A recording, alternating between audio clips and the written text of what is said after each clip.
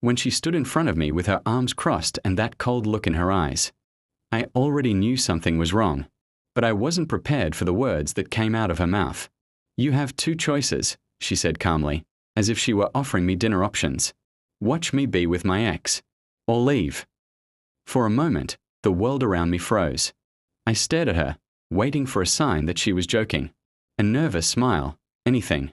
But she was dead serious. My heart pounded in my chest as confusion and anger mixed together. This was the girl I had trusted. The girl I had defended when my friends warned me about her.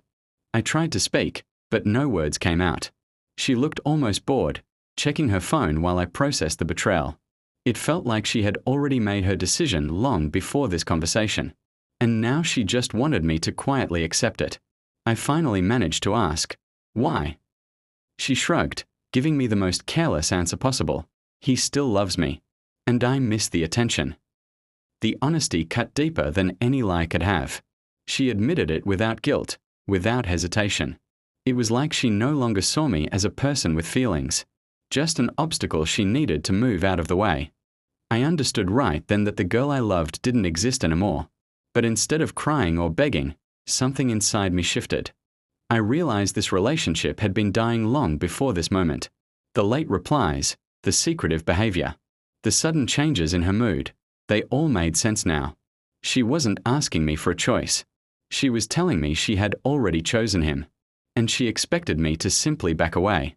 I looked at her for a long time, memorizing the face I used to adore, the face that no longer held any softness for me. "You want me to pick between pain and humiliation," I said quietly. She rolled her eyes, as if my feelings were irrelevant. "Just choose," she repeated, impatient. In her mind, I only had those two options. But she underestimated me. A calmness settled over me, surprising even myself. "Fine," I said. "If I only get two choices, then I'm giving you a third." For the first time, she looked confused. I took a deep breath and continued. "The third choice is simple. I'm walking away. And I'm taking every chance you had with me. Forever."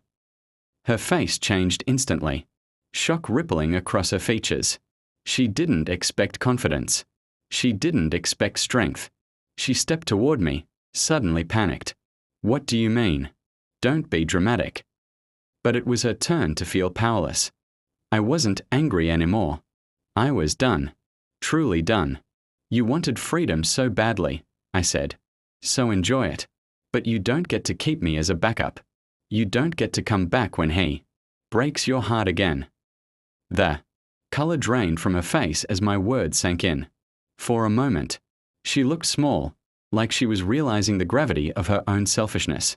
She tried to soften her voice, tried to reach for my hand, but I stepped back. That tiny movement said everything.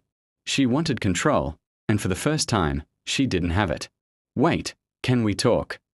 she asked, her voice trembling. But I was finished talking. I walked past her toward the door, feeling strangely lighter with every step. The apartment that once felt warm now felt like a stranger's place. When I reached the doorway, I turned back one last time. She was standing there, confused, angry, scared, all at once. She wanted me to suffer. Instead, I gave her something she never expected: consequences. As I left the building, the cold air hit my face, clearing the last bit of fog from my mind. My phone buzzed with her messages, but I ignored them. She had made her choice, and now she had to live with it. I wasn't going to be her audience, her backup plan, or her emotional crutch. Not anymore. I finally chose myself. The more distance I put between us, the more I understood how much I had tolerated, how many signs I had missed.